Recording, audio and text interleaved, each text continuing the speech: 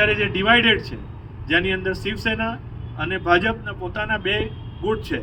એક તો પેરાશૂટવાળા યુવા નેતા જે પોતાનું સંગઠન ક્યાં કરે છે, વાડીએ કરે છે, અને બીજા અટલ ભવન પર કરે છે. તો એવી પરિસ્થિતિમાં જ્યારે પાર્ટીના પોતાના બે જૂથ બની ગયા હોય તો એ પાર્ટીનું આગામી દિવસોની અંદર શું થશે એ તો ભગવાન જ માલિક. સૌથી પહેલાં તો તમારા તમામ મીડિયાકર્મીઓનો આવવા બદલ આભાર. આજની જે પ્રેસ કોન્ફરન્સ અને જે મિટિંગ છે એમાં સૌથી પહેલાં તો આજે 25મા પાર્ટીનો જે લોક જનશક્તિ પાર્ટી રામવિલાસનો જે 25મો સ્થાપના દિવસ છે એનું એક સેલિબ્રેશન કરવામાં આવ્યું અને સાથે સાથે પ્રદેશ કાર્યકારિણી પણ આયોજિત કરવામાં આવી હતી. પ્રદેશ કાર્યકારિણીની અંદર મારા વાઇસ પ્રેસિડેન્ટ મિલન ગોરાજી દ્વારા 3 પ્રસ્તાવ પારિત મૂકવામાં આવ્યા અને જેને સર્વસંમતિથી પારિત કરવામાં આવ્યા. પહેલો પ્રસ્તાવ એ છે કે આગામી 21 પંચાયત અને જે નગરપાલિકાની સીટો છે એના ઉપર લોક જનશક્તિ પાર્ટી તમામ સીટો પર પોતાની દાવેદારી નોંધાવશે અને ઇલેક્શન લડશે અને જીતવા માટેની જે કોઈ પ્રયત્ન કરવા પડે એ કરશે.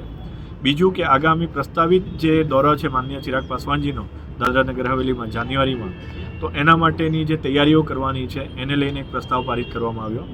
તમામ કાર્યકર્તા એને એ ઇવેન્ટને મહોત્સવ બનાવવા માટે પોતાની એનર્જી લગાવશે એનો એક વિચાર કરવામાં આવ્યો. અને ત્રીજું, પાર્ટીનું સંગઠન હાલમાં લગભગ અમારી 9 પંચાયતો સુધી સીમિત છે.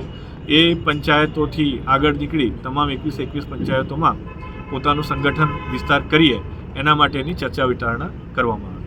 રાજનભાઈ, પ્રદેશના જ્યારે કંઈક મુદ્દા હોય છે ત્યારે કોઈ પાર્ટી સામે નથી આવતી અને જ્યારે ઇલેક્શન આવતા હોય ત્યારે સમગ્ર પાર્ટી મેદાન પર આવી જાય છે, તો શું કહેશો તમે તેના પર?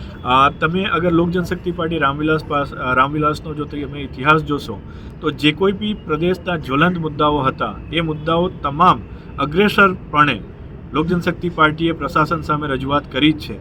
પણ જે મુદ્દાઓ કોંગ્રેસ જેવી પાર્ટીઓ દ્વારા અહીંયા પ્રદેશમાં ઉચકવામાં આવે જેને હું ખારેજ કરીશ કે જે મુદ્દાઓ છે જ નહીં, જેમ કે વિકાસના મુદ્દાઓ છે અને જે ભડકાઉ વાતો કરવામાં આવે છે એ વાતોને હું ગણતો નથી. એટલે એવા મુદ્દાઓ પર કદાચ લોક જનશક્તિ પાર્ટી પોતાનું રજૂઆત નથી કરતી અને ઇલેક્શનને લઈને ઇલેક્શનના સમયે જે પાર્ટી પોતાની તમે જે કીધું એ પ્રમાણે આગળ આવે છે તો એના માટે તમામ વસ્તુ એ છે કે ઇલેક્શન દરમિયાન પાર્ટીઓ પોતાની એક્ટિવિટી દેખાડવા માટે અને લોકોની સામે આવવા માટે પોતાનો પ્રયત્ન કરે છે.